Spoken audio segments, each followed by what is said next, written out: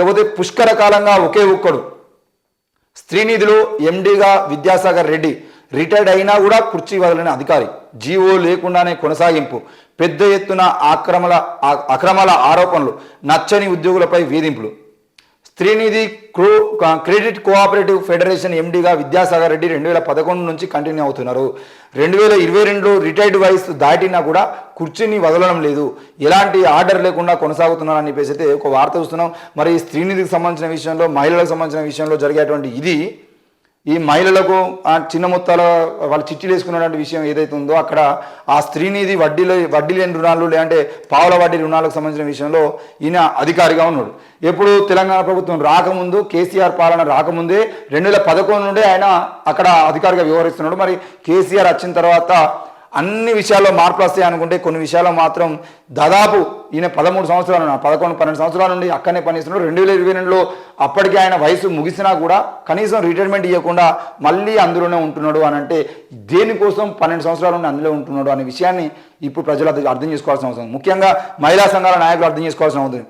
Stree Nidhi credit cooperative ఫెడరేషన్లో 12 ఏళ్లుగా ఒకే అధికారి ఏకచక్రాధిపత్యం కొనసాగిస్తున్నాడు. రాష్ట్ర విభజన తర్వాత ఏపీ స్త్రీనిధులు 5 ఎండీలు మారినా కూడా తెలంగాణలో మాత్రం 2011 నుంచి విద్యాసాగర్ రెడ్డి ఒక్కరే ఎండీగా కొనసాగుతున్నారు.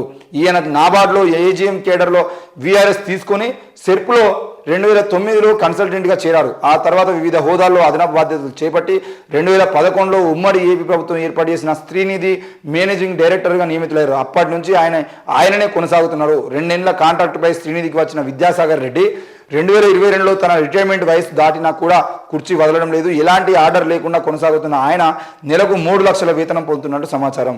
ఇక ఆయనపై అక్రమాలు, ఆరోపణలు. ఎండీ విద్యాసాగర్ రెడ్డి హయాంలో స్త్రీనిధి క్రెడిట్ కోఆపరేటివ్ ఫెడరేషన్లో భారీగా అక్రమాలు చోటు చేసుకుంటున్న ఆరోపణలు వస్తున్న నిబంధనల ప్రకారం దాదాపు 328 కోట్ల టర్నోవర్ దాటిన ప్రభుత్వ సంస్థలు ఐఏఎస్ స్థాయి అధికారి పర్యవేక్షణలో ఉండాలి. కానీ 5,400 కోట్ల టర్నోవర్ ఉన్న స్త్రీనిధికి ఎండీగా రిటైర్డ్ అధికారిని కొనసాగించడంపై అనుమానాలు వ్యక్తమవుతున్నాయి. అంతేకాకుండా స్త్రీనిధి సహకార సంఘానికి రిజిస్ట్రేషన్ కూడా చేయకుండా కొనసాగిస్తున్నారనే ఆరోపణలు ఉన్నాయి. మరి 5,400 కోట్ల రూపాయల టర్నోవర్ ఉన్నటువంటి స్త్రీనిధికి సంబంధించినటువంటి విషయంలో ఎందుకు ఐఏఎస్ అధికారిని నియమించకుండా 12 సంవత్సరాలుగా కేవలం విద్యాసాగర్ రావు అన్నటువంటి ఈ వ్యక్తిని మాత్రమే ఎందుకు కొనసాగిస్తున్నారు?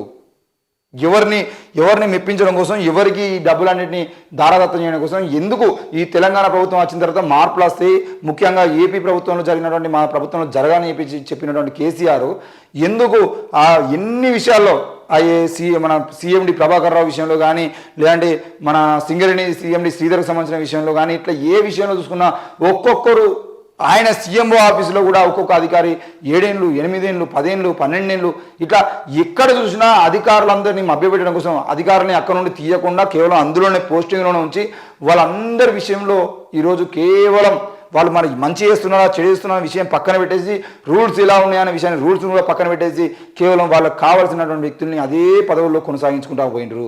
మరి ఈ క్రమంలో దాదాపు 300 కోట్లు దాటితేనే ఐఏఎస్ అధికారి చూసుకోవాల్సిన బాధ్యతలు ఉన్నటువంటి సంస్థలకి ఈరోజు 5,400 కోట్లు దాటినా కూడా కేవలం ఒక వ్యక్తిని ఈయన కూడా 2 ఏళ్ల పాటు దాంట్లో ఉండాలని వచ్చినటువంటి వ్యక్తికి 12 ఏళ్లుగా పోస్టింగ్ ఇచ్చారు. దాదాపు ఏడాది క్రితమే రిటైర్మెంట్ అయిపోయినాక కూడా ఆయన ఇప్పటికీ ఎలాంటి నోటీసులు లేకుండా, ఎలాంటి వర్క్ ఆర్డర్ లేకుండా అందులో ప్రతి నెల 3 లక్షల జీతం తీసుకుంటూ కొనసాగుతున్నాడు. మరి ఈయన వెనకాల ఉన్నది ఎవరు, వెనకాల ఉండి ఎవరు నడిపించరు, ఇన్ని రోజుల పాటు అందులో జరిగిన అక్రమాలు ఏంది అనేది కూడా ప్రభుత్వం బయట తీసుకురావాల్సిన అవసరం ఉంది. నిధులన్నీ పాలకుర్తికేనట. ఇక్కడ చూస్తే మీకు అర్థమైపోతుంది. గత ప్రభుత్వంలో మాజీ మంత్రి ఎర్రబెల్లి దయాకర్ రావు ప్రాతినిధ్యం వహించిన పాలకుర్తి నియోజకవర్గానికి సిఎస్ఆర్ నిధులను పెద్ద ఎత్తున కేటాయించారనే ఆరోపణలు ఉన్నాయి. తన పదవిని కొనసాగించినందుకు ఈ కేటాయింపులు జరిగినట్లు తెలుస్తుంది. దీనిపై పూర్తి స్థాయిలో విచారణ చేస్తే అసలు బండారం బయటపడుతుందని చెప్పేసి తెలుస్తోంది. ఈ ఉద్యోగులపై వేధింపులు కూడా ఉన్నాయట. ఎండీ విద్యాసాగర్ రెడ్డి ఇష్టం లేని సిబ్బందిని పక్కన పెట్టడం లేదంటే రాజీనామా చేసేలా వేధిస్తున్నట్లు ఆరోపణలు ఉన్నాయి. స్త్రీ నిధిలో 2020 వరకు 520 మంది ఉద్యోగులు ఉండగా ఇప్పుడు ఆ సంఖ్య 350కి తగ్గింది. ఈ 170 మందిలో చాలా మంది ఎండీ వేధింపులు తట్టుకోలేకనే రిజైన్ చేసినట్లు తెలుస్తుంది. అంతేకాకుండా సర్వీస్ రూల్స్ వర్తింపజేయకుండా వారిని ఇబ్బందులు పెడుతున్నారని ఉద్యోగులు వాపోతున్నారు. వేతనాలను సవరించి యూజర్ ఫ్రెండ్లీ అటెండెన్స్ ప్రవేశపెట్టాలని ఉద్యోగులు డిమాండ్ చేస్తున్నారు. ఈయన మాత్రం 3 లక్షల జీతం తీసుకుంటూ ఈయన టైంకి వస్తాడో ఎప్పుడు వస్తాడో ఏంది అని తెలియకుండా ఈయన ఉద్యోగం ఈయన చేసుకుంటాడు. కానీ అక్కడ పనిచేసేటువంటి ఉద్యోగస్తులు ఎవరైతే ఉన్నారో వాళ్ళకు సంబంధించిన విషయంలో మాత్రం వాళ్ళందరినీ ఇబ్బందులు పెట్టి మానసికంగా వేధించి ఈరోజు మొత్తం ఆయన రూల్స్ ప్రకారంగా పోకుండా దాదాపుగా ఎన్నో వేల కోట్ల రూపాయలకు సంబంధించిన విషయంలో పాలకుర్తి నియోజకవర్గంలో నుండి శ్రీనిధికి సంబంధించిన విషయంలో పాలకుర్తి నియోజకవర్గాన్ని మాత్రమే ఆయన ఒక తల్లి నియోజకవర్గంగా తీసుకొని మరి ఆ పాలకుర్తి నియోజకవర్గానికి ప్రాతినిధ్యం వహించింది ఎర్రబెల్లి దయాకర్ రావు.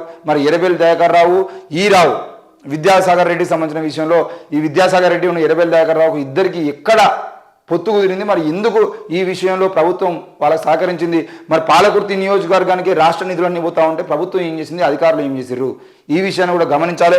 మరి అదే విషయంలో కనుక ఒకవేళ పాలకుర్తి నియోజకవర్గానికి సంబంధించిన విషయంలో ఎర్రబెల్లి దయాకర్ రావు ఈయన ఏమన్నా మభ్యపెట్టిండా, ఈ విషయంలో కూడా అందరిని విచారణ చేయాల్సిన అవసరం అయితే ఉంటుంది.